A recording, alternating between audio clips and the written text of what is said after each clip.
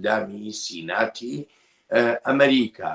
بێ لەوەش لە 11 ستاندا لە ئەمریکا هەڵبژاردن کرا بۆ فەرمانڕەواکانی ستانەکان. لەم بڕۆمەڕە تایبەتەدا هێرۆ زەنگەنە لە واشنگتنەوە لەگەڵماندا دەبێ، دەخیل شەمۆ لە ستانی مینەسۆتاوە، سیروان قەچۆ لە ستانی فلۆریداوە. سەرەتا لای هێرۆ دەست پێ دەکەم. هێرۆ تۆ لە زانکۆی هاوارد بووی ئەو شوێنەی کە بڕیارە کاملا هێرس کاندیدی دیموکراتەکان وتاری خۆی تیادا بدا، چیت بینی؟ بەڵێن ئەوەی کە ئێمە ڕۆشتینە بەردەم زانکۆی هاوارد بەردەم ئەو بنکەی کە کاملا هێرس لەوێەوە بڕیارە وتاری خۆیدا یاخود بنکەی چاودێری کاملا هێرس باری ئاسایش زۆر تون کرابوو، قەرەباڵغیەکی زۆر زۆر بوو، بە سەدان و بە هەزاران کەس لەوێ ئامادە بوون و خەڵکی ئەو کەسانی کە لە بنکەی هێرس بوون لەوێ هەمویان چۆنەڵی تا ئەندازەیەکی زۆر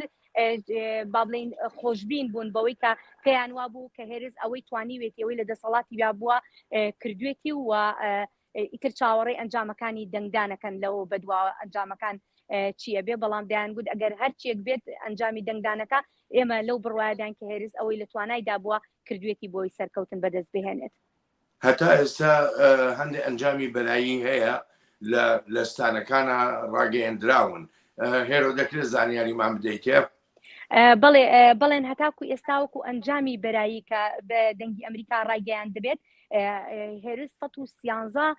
دەنگی نوێنەری مسۆگەت کردووە و ترامپ 210 دەنگی نوێنەری مسۆگەت کردووە. بەڵام ئەوەی جێگای سەرنجە لێرە هێشتا ئەو ویلایەتانی کە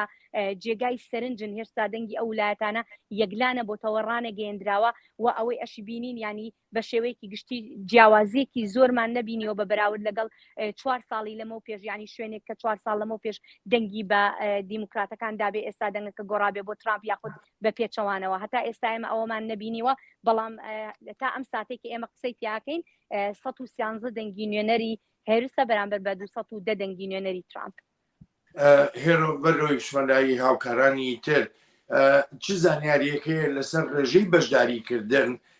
لە تەواوی هەڵبژاردنەکاندا؟ بەڵێن بە ڕێژەی بەشداریکردنی ئەجگار زۆر بوو. ئێمە دەزانین ینی پێش ئەمڕۆکە ڕۆژی دەنگدان بوو نزیکەی 8 ملیۆن ئەمریکایی دەنگی خۆیان دابوو لە پێشوەختەوە. ئەم ڕۆژ ڕێژەیەکی زۆر ینی خۆم بەلای چەند شوێنێکی دەنگدانە تێپەڕیم لێرە لە واشنگتن کە ئێمە دەزانین واشنگتن یەکێکیش نەبوو لەو شوێنانی کە خەڵک پێیان وابێ ینی بە یەک دەنگ دەکرێت گۆڕانکاری ڕوو بدات، بەڵام لەگەڵ ئەوەشدا خەڵکی بە نیو سەعات بە 40 دقە لە ڕیزەکانی دەنگداندا وەستا بوون تاوەکو بتوانن دەنگی خۆیان بدەن. وە شتێکی تریش کە من جێگای سەرنجی من بوو دەمبینی لەسەر شەقامەکان نزیک لە بنکەکانی دەنگدانەوە با بڵێن تیمەکانی خۆبەخشەکان خەڵکی کە لەوێەوە هاتچۆیانە کردڕایانیان ئەگەر پیانیان دەگوت ئەگەر دەنگی خۆتت نەداوە بڕۆ دەنگ بدەیانی بیری خەڵکیانە کردەوە کە بچن دەنگی خۆیان بدەن. بێژگەلەوەش هەردوو کاندید دانەڵد ترامپ و کاملا هێرس هەتا ماوەیەک لەمەوبەری خێرا لە تۆڕی کۆمەڵایەتی ئەکس تویتەری پێشوو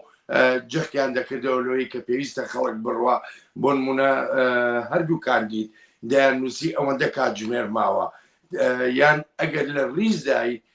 بۆ دەنگدان و کاتی دەنگدان بەسەر چوو ژمارەی تایبەتی تەلەفۆندانراوە بۆ ئەوەی کە پەیوەندی بکرێت و مافی دەنگدانی خەڵک نەفەوتێ. هێرۆ بەیانەتی خۆشمەندایی سیروان لە فلۆریدا چ باسە؟ تۆ نزیکی لەو شوێنەی کە بڕیارە ترامپ لەوێ لەگەڵ لایەنگرانیا بێ. بەڵێن سلااف بۆتە و هەفکارێن دن ئەز لەوێ دەکێمە لە باژارێ وست پام بیچ لە فلۆریدا تەنێ چەند گاواندووری ئەم بێژن هۆلا کۆنفرانسایەک و بریارە ترامپ لورە نەها ئەم نەل هوندرن لێ هەفکارێن دمەیەن دەنگ ئەمریکا ئەوێل کو هوندن بێژن ترامپ ئیشە لوێ دەکەیە ئەv وەکو ئەنکە چاوە ئەم ئەنجامین هەلبژاردنە ویلایەت بویلایەت دشۆپینن ئەو ژی لور ji hundirê vê hola konferansan vêyekê dişopîne lê hetan ha hîn alîgirî wî ji derve ne derdora yani ji xwe wîlayet ev wîlayet hat ragihandin ku Florîda ket destê Trump de ji xwe hergav wîlayeteke komarî tê hejmartin sî dengên hilbijartinan yên Florîda çû ji Trump re لێ هین ئەم ژبیر نەکەن کۆ وەکو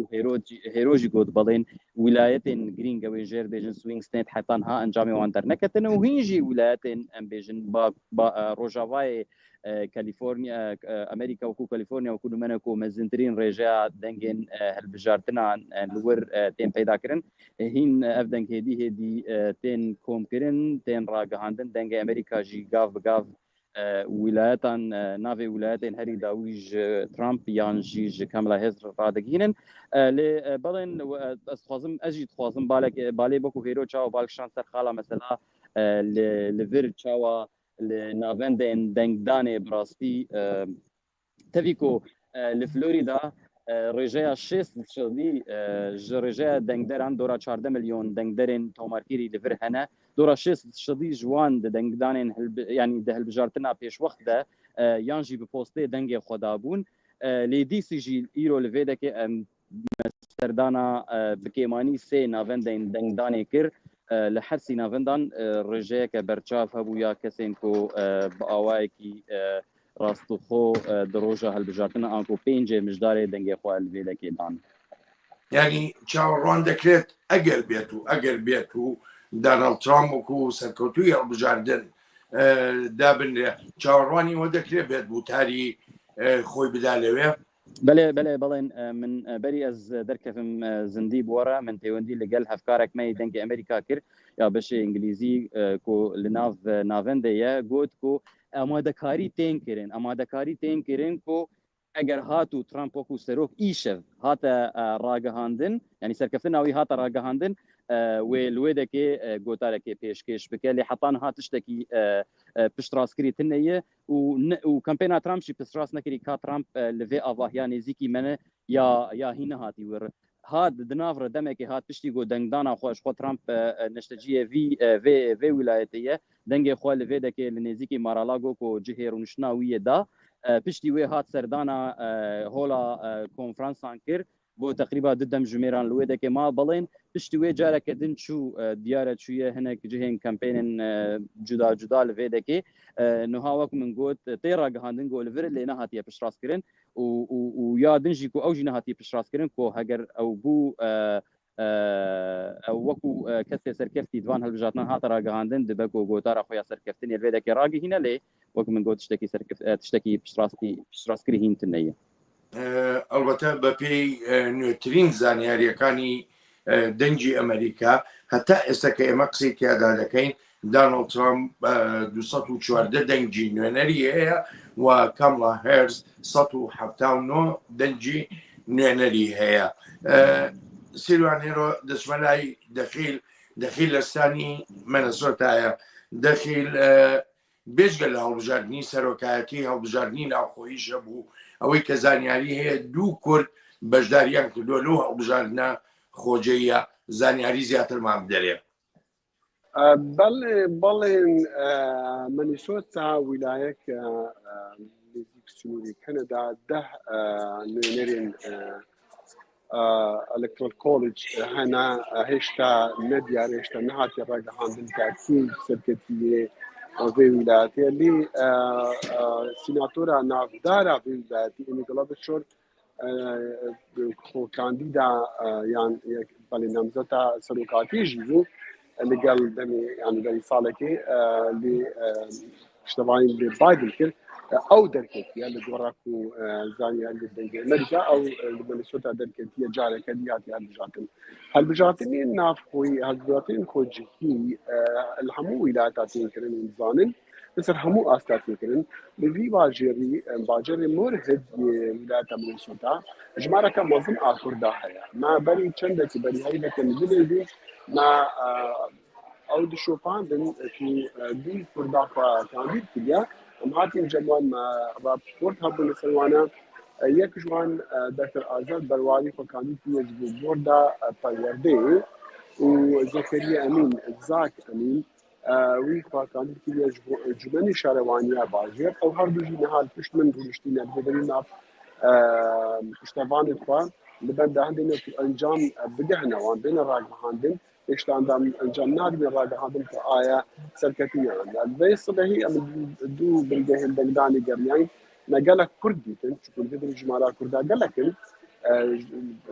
وكبيج باجرك تشوف بترجسي هزار كذا أنا وكيفن ده عم يشتغل هزار نص دخل في شاشة يجي قالك شوان هاتي مهلا قالك شوان كردا ده هاتنا بنجهم بندان دنجي خاددان قالك شوان دقول جبار خاطرة وان دو كان يجي كرد أم هاتنا دنجي خبدن هم ياسلو كاتني هم ياسينات هم جيا فجلي جبوان حرب كان يجي كرد أم جابان هاوتي مبوتي رولشتين بالدهي ديمقراط أنا أبغى بالدهي ديمقراط أنا الراجع عندنا جمال بندان جامعنا أول شيء هرچنده نا مثل بارتي حساب كن لي ديارة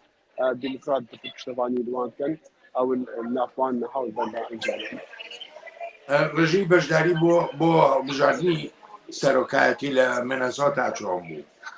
تا ئێستا دیار نییە چونکە خۆ دەزانی ئێمە ناتوانین هیچ ئەنجامی بڵێنیان ئەم ڕژە ئەم زانیاریانە ئەنجام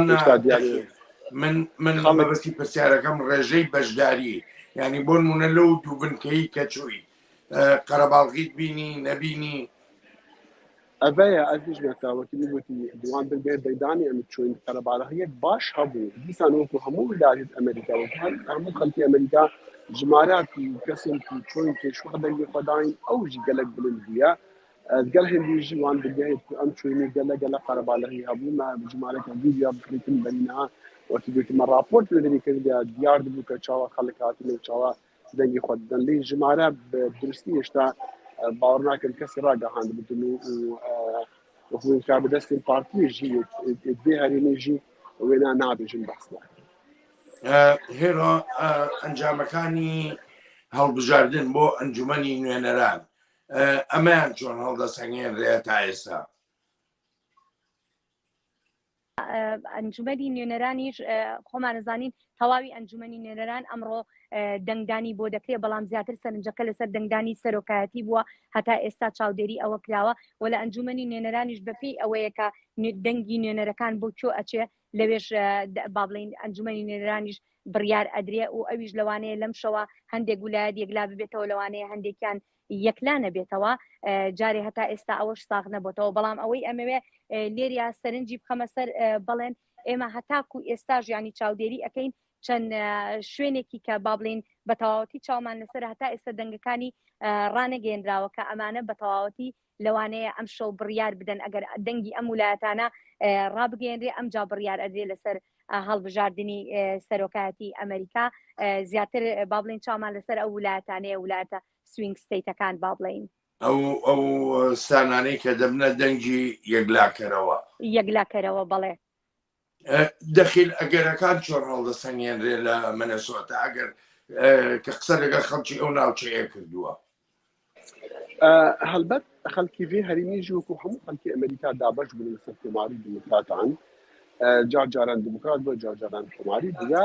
خەڵکی ناو باجار بکر سەر دیموکراتانە خەڵکی دەربە دەربەی باژێران وەکو هەموو ویلایەتی دیوەکی جونیایان چەند ویلایەتی دیژی هەموو وەسانە خەڵکی دەربە بکر سەر بە کۆماریانە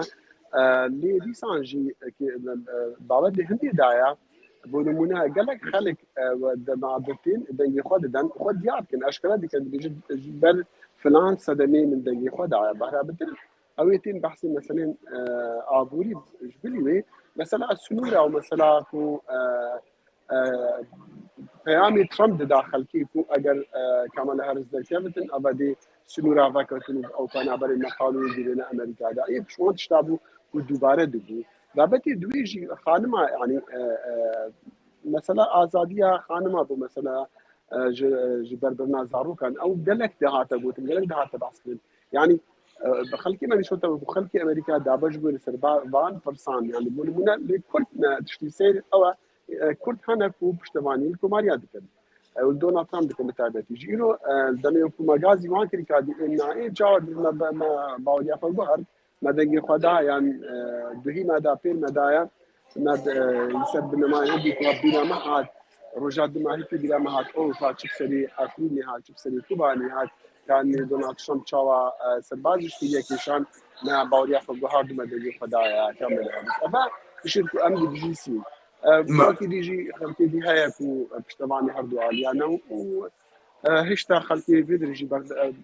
بلده هندی بسال کردی انجام چبن و کابیله توان دی ایصال چواب کماری بدن مکان. بەڵێ سیروان لە ستانی فلۆریدا بەرلاو بژاردن لە کۆتایی مانگی دە و ئەوانەدا دوو زریانی زۆر بەهێز لە ستانی فلۆریدەیدا یەکێ لە زریانەکان وەکو ئاماژەی پێکرا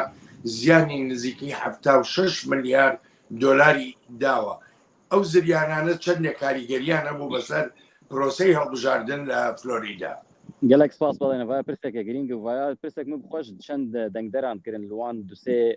navendên dengdanê ku serdana wan kiriye yek jê ew bû ku helbet hinek agahiyên sexte jî hatin belavkirin hinek ji wan ji aliyê kampêna Trump bixwe bû jî ku digotin hikûmeta federal alîkariyê ji ser qurbaniyên wan ziriyanan digre dûre حكومتها فدرال هاد دركت ويعني حتى حكومه النافخوي جهاد دركت جونا حكومتها فدرال يعني ريفبريا بايدن تشتكي وصا نكريه للسروي بنجهي يعني اوجي بشك وش بياما كوماريان كو حكومتها فدرال برسفدانك باش ودرست دوي دما وي كارساتا امرو جبرولو قالك برس السروي كيبون او بونكو هەگەر هات و ترامپ بە بەسەرۆک ئەوێ گارە بێتر ئالیکاریا خەڵکی قوربانی بکەن ڕەوشەکە وەک ڕەوشە کۆ نەها لە فلۆریدا و چەند ویلایەتە دن چێبوون بەڵێن خاڵێکە دنجی هەیە ئەوژی کۆ دەبێت بێژم کۆ دەندەرێکی بڕاستی بالا من کشاند وی بەحسا بەیەکێ کرد کۆ ئەگەر ئەv هەلبژاردن بچەند شێوەیە مێژوویەکی بسەرکەوە مێژوویە ئەگەر کامالا هێرس بسەرکەوە بەربژارە دەموکرات وەک یەکەم ژنا ئەمریکی ڕەشپێست و بە ئەسڵی خۆش هەروها بەشێک ئەسڵی وێژ ئاسیاییە تشتێکی مێژوویە و هەگەر هات و ترامپ بسەرکەوە بەربژارێ کۆماری وێ ئەوژی هەروها تشتێکی موژی بۆ کەسێکی تەوانبار و جارێکی دیرۆکە ئەمریکادا و کەسێکی تەوانبار ببە سەرۆکی وڵاتی بێگومان ئەگەر بێت و داناڵد ترامپ ببێتەوە بە سەرۆکی ئەمریکا ینی لە مێژووی هەڵبژاردنەکانی ئەمریکادا تەنها یەک جارەوە ڕووی داوە سەرۆکێک لە هەڵبژاردننی دووەم بۆ گەڕی دووەم شکست بێنێ 4 ساڵ چاوەڕێ بکات و بچێتەوە هەڵبژاردن. هێرۆ بەخۆ دەزانی کاملا هێرس جەختێکی ئەجگار زۆری لەسەر دۆسەی منداڵ لەباربردن دەکردەوە بە پێچەوانەی ئەوەوە داناڵد ترامپ دژی هەموو ئەو پرەنسیپانە بوو کە کاملا هێرس باسی دەکەن لەناو خەڵکا کاتێکە لە زانکۆی هاوار بووی چۆن باسی ئەم بابەتە دەکرا. بەڵێ بێگومان بەڵێن چەند دەنگدەرێک چەند کەسێک کاتێکە لەوێ لەگەڵیانە قسەم کرد سەرنجیانی هاتە سەر مەسلەی پشتیوانیکردنیان ینی هۆکاری پشتیوانیکردنیان بۆ کاملا هێرس یەکسەر باسییان لە مەسلەی ئازادی ژنان و وەخود ئازادی ژنان بۆ بڕیاردان لەسەر جەستەی خۆیان ئەکرد کە ئەمە یەکێکە لەو بابەتانەی کە بەڕاستی سەرنجی دەنگدەرە ژنەکانی ڕاکێشاوە بە تایبەتی ئەو دەنگدەرە ژنانی کە با بڵین هێشتا بڕیاریان نەداوە دەنگ بەکوێ ئەدەن یاخود ئەوانەی کە دیموکراتن لیبراڵەکانن بەڵام ئەمەژمانە ئەوە نیە خۆمان نەزانین هەندێک دەنگدەری تر هەیە کار دەنگ بە ترامپەدەن بەڵام ئەوانەی کە لەوێ بوون و قسەم لەگەڵیان ئاکرد زۆر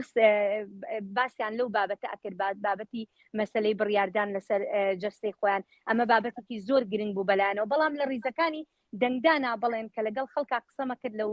شوێنانی کاتێککە چوومە کتێبخانی واشنگتن لەوێ خەڵک لە ڕیزراوە سابوون و پرسیارم لیانە کرد ینی لەوەیە ئەمبینی بڵێن ینی بەپێی هەروەکو لە ڕاوەرگرتنێکیشتا ئاماژە بەمەکرابوو ئەوانەی کە تەمەنیان هەستەکەی تەمەنیان زیاتر لە 40 ساڵە زیاتر نیگەرانی ئابووری بوون یەکسەر باسییان لەسەر ئەووا کرد کە تۆ لەسەر بنەمای چی دەنگەدەی بێگومان پرسیاری ئەوم ناکرد کە دەنگ بەکوێ دەی بەڵام لەسەر چ بنەمایەک دەنگەدەی زیاتر باسییان لە مەسلەی ئابووری ئەکرد یانوت ئابووری بەلایەنەوە گرنگە بابەتی ئابووری بەلایەنەوە گرنگە بەڵام بە پێچەوانەوە گەنجەکان زیاتر باسییان چەند گەنجێک باسییان لە مەسلەی دیموکراسی کرد دەیانوت ئێمە دەمانەوێت دیموکراسی لە وڵاتەیە سەر بکەوێت دیموکراسی لە مەترسیایە ئەمەش ینی بێ لەوەی کە ئاماژە بەوە بکەن کە دەنگ بەکوێدەن بەڵام بەپێی دروشمەکان هەست بەوە ئەکرێت کە ئەوانەی کە باز لە ئازادی دیموکراسیەکەن زیاتر ئەوانن کە دروشمەکانی کاملا هێرس ئەڵێنەوە یاخود ئەوانی باسییان لە ئابووری ئەکرد زیاتر ئەوانن کە دروشمەکانی ترامپ ئەڵێنەوە دەخیل کاکسیروان ئاماژەی بە چەند خاڵێک کردەوە هێرۆ خانمیش لای دەنگدەر لە مینەسۆتا کامیان باخی زیاتری هەبوو بۆ دەنگدانەکەیان دۆسەی ئابووری بوو یا دۆسەی کۆچبەران یا منداڵ لەباربردن ام بحث كاين دوباره دبون قلت لي طبعا خلكا يعني خماوان شو بده ما دني قلدن اضابت نبون لي تشتي فرج راكيش مثلا جبرنا زاروكا وما في خانمان كو كنترولنا على الشفاء بكن او بابتك قالك جرينجو مثلا دون من قالك جاري مبيد خانمك وزلامي خل قالك من جوانا دبرسي ايا خانمي دون من بيقول من دنجي خدا لسربنا ما يهنديكو من آزاد ومن ما خبتك لشيء من شعب شعنا بدنا شخص كنترول الشفاء بكن هذا ما في منها ديار بو يعني أشكرا بكو دنج بكامل هرزدا من بس يعني من الزلامة ويسكن تا دنجي خل سر تو هاف بيري ديال خان ماخو وتدنجي خل راس وكيوي دايمنا بهرا بترش وانا قلت بلي يعني مهاتينا بشتواني يعني بتل دنج دان بو بشتواني وانا ليه تشتدي مناف كردا دجي او دو بريكيا او دو بجبونه هاد دياره صداصه دياره ليه بابتي ابوري جلك جاري خورتا بحث كيو تهروجي بحث كيو خورد بحثين ديكن بابتي ابوريا تشوفوا قالك جوانا نمو كيشين دارعي هينا كيشين كارو وقراني كان قريب زوتر يعني الفروانا قالك زوتر ديارو باشتر ديار لو مان بابتي ابور يلي ديسانجيا قالت بي بحثي بوان كسابك يكون مثلا فنابرا بوان قرينجا كرد هنا بون مناخ الكيدي هنا خود بي قالك فنابر جمالك قالك ما زنا 15 صدي بون مناخ الكيدي باجيري خلكي بيانينا وجوان 15 صديا جمالك كردايا هري بترا بوني منه وقت دم بحث فنابرات هاد يعني أمزاني بهربتر أو آلي جريش بدأ في فنابر ما فب بين أمريكا لديسان أو خلكي كل ترسين يعني أنت يعني وصا وردت لك وأجر فنابر ورنو سنور بين ذاكرين وبايدن وهارس وصاك ديال تشارلز على الدوري دي شان وقت بيجي سر أمريكا بجراني بكافة النوما أوانجي يكسر بحثي سلوري ذكرنا سلورة ويعني هاتنا بنابرنا قانوني ضابطي يكيبو بهر حال يعني مانيسوتا جي وأفشار جي نمونه شارك بتشوف أنه ما أظن جي لنمونه كأمريكا وكم قلت يطانو كجي ديارنا بويا كي سركفتيين سر آسي سروكاتي أرجع وقت قلت ديسان نمونه سيروان فلوريدا خلق لسر دوسي كوچبري چی دەڵێ بە تایبەتی ئەو پەیمانانەی کە داناڵد ترامپ دەیدات لەسەر دانەوەی کۆچبەران بله براستی بابتا تشتکی سرنجاکش بو جبو من جی بابتا کوچبریه لویده که نه بابتا که گرین وکو دخیل جبو بابتا بو براستی درزه که هات لور آبوری بو یعنی لویده که تدفه که ود کرد تپرس که ود کرد هرکس دبیجه کو او دنگ خو ددن دوان هالبجارتنا ده مجارا سرکیش بوان او کو آبوریا امریکا خرابویه و هیدارن بوان هالبجارتنان بيجو بيجن دنگ خدانه که لینها هم تب بزانه کول ویده که پرانیا خلکی دنگ خدانه پرانیا خلکی دنگ خدان بر بجاره کومانی دونالد ترامپ و دونالد ترامپ سی دنگ دلگان ویده که به دست خستن و افجی بشه کوش پیاما بر بجاره کومانی کو آبوریا امریکا د 4 سال بوریده گره که خرابو برجیا بیکاری بلند بو و هروها انفلاسیون زیاده بو در فتن کار لامریکا کیم بو و حتى راده که جبلن گریدانا و گریدانا تکچونا روش آبوری به سیاست ریوبریا بايدن همبر کوچبریه بوی که وگرید دا و گلک خلق لوی ولایت حتی دناف دجی اف باجاره کونها از لیمه خلقين جوالاتين دنن يعني مكولمونا قالكين جوكوبا لفيدا كي هناش برغو امنيزيكي ميامي وكو نافندا كسركية كوچبرن امريكي كوچبرن براغز كوبي نجبرلو او دبيجن راستا كوچبرن ليجبوان مجارا كوچبريه بتايبت لفي ولايتي دتشارچويا تكشونا روشا ابوريا امريكا 4 سالين بوريده يعني واجي تشتكو كوماريانو وكامبينا ترامب بتايبت لسر ليستو وهروها حاكمي في ولايتي فرمان رواي في ولايتي راند سانتس ويجي سروي كي يعني بياما قشتيا كوماريان لفلوريدا او بوكو ابوري رزايا كده وقت بالنسبه اجندا دي هێرۆ لەناو لایەنگرانی کاملا هێرزدا دۆسەی شەڕی غەزە و قەیرانی ڕۆژهەڵاتی ناوەڕاست ئەمە بە چ جۆرێک باز دەکرا؟ بڵێن ئەمە بابەتێکی گرنگە لەناو دەنگدەرانی ئەوانەی لایەنگری کاملا هێرزانی ئەمان چەند جارێک ینی کاتێک کە پرسیارم لەسەر بابەتی سیاسەتی دەرەوەی یاخود با بڵێن شەڕی غەزە لێیان کردووە لە دەنگدەرانم کردووە لە خەڵک لەوێ کاتێک قسەم لەگەڵ دەنگدەرانە کرد زیاتر ئەم شەڕە ئەوان دەڵێن ئەوەی لە توانیان بۆ کردویانەوە هەروەها بەردەوامیش ئەبێ بۆ هەوڵەدان بۆ ئەوەی کۆتایی بەو شەڕە بهێنرێت و شەڕەکەیان پێشتێکی باش نەبوو بە هەموو شێوەیە گڕەتی ئەەکەنەوە و پێیان وایە کە کاملا هێرز ئەتوانێت توانای ئەوە هەیە بە ڕێگای دیپلۆماسی ئەم شەڕە چارەسەر بکات وەروەها کۆتایی بە شەڕەکە بهێنرێت ئەمە بابەتێکە بەڵام ئێمە دەزانین ئەمە یەکێکە لەو بابەتانەی بڵێن کە ڕەنگە کار بکاتە سەر دەنگی هەندێک لە ویلایەتەکان بۆ نمونە ینی ئێمە باسمان لە میشیگانە باسی میشیگانەکەین میشیگانێکێکە لە ویلایەتەکانی کە بە سوینگ ستیت دانراوە میشیگان خاوەنی 15 دەنگی نوێنەرە کە دەنگی نوێنەرەکانی زۆرە و هەروەها لە 92ەوە هەتاوەکو 2016 دەنگی بە دیموکرات دابوو لە 2016 جا دەنگی بە ترامپ دایەوە بەڵام 2020 میشیگان جارێکی تر دەنگی دایەوە بە دیموکراتەکان جا ئێستا نازانین میشیگان دەکرێت ببێ بە یەکێک لە ویلایەتە یەکلاکەرەوەکان کە ئەو جەنگەی کە لە غەزە هەیە کاریگەریەکی زۆری هەیە بە دەنگی لەسەر دەنگی میشیگان لەبەر ئەوەی ڕێژەیەکی زۆری عەرەبی موسڵمان لە میشیگانە ئەژێن کە دەکرێت دەنگەکانیان بتوانێت کاریگەریان هەبێت لەوێ جاگەر ئەمانیش بەشێکیان بەپێ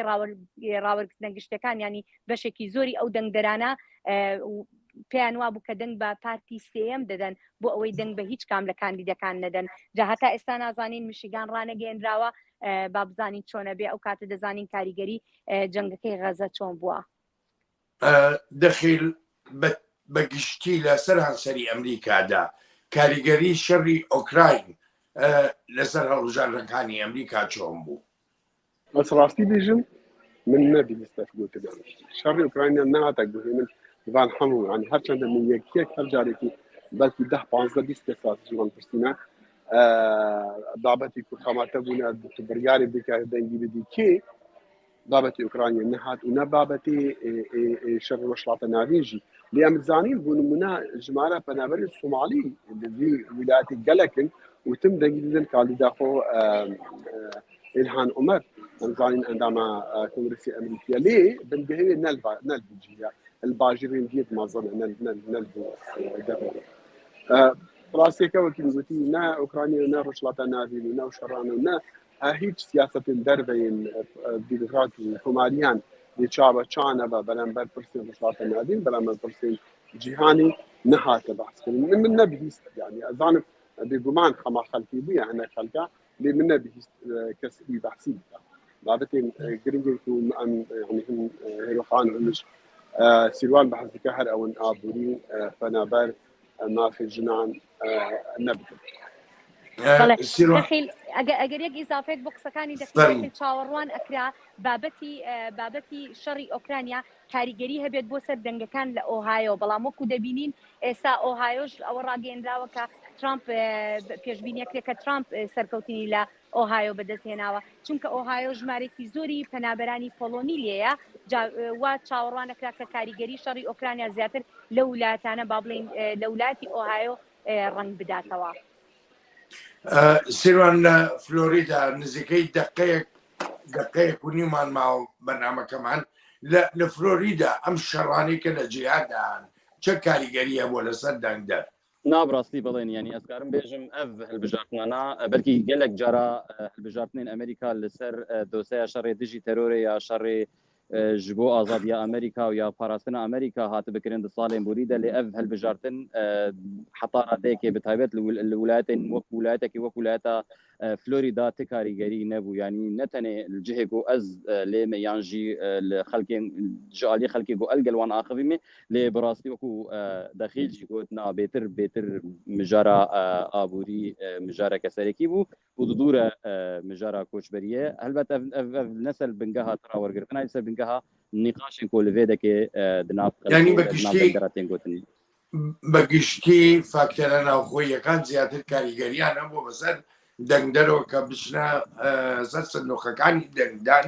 چاوەڕوانی ئەنجامەکانین. لێرەشدا کۆتایی بە ڕووماڵی تایبەتی دێنین دەخلی شەمۆ لە ستانی مینەسۆتاوە، سیلوان قەتجۆ لە ستانی فلۆریداوە، هێرۆ زەنگەنە لە واشنگتن دیسیەوە لەگەڵماندابوون لەم ڕووماڵەدا. سوپاس بۆ هەموو لایەک، زۆر سوپاسان دەکەین.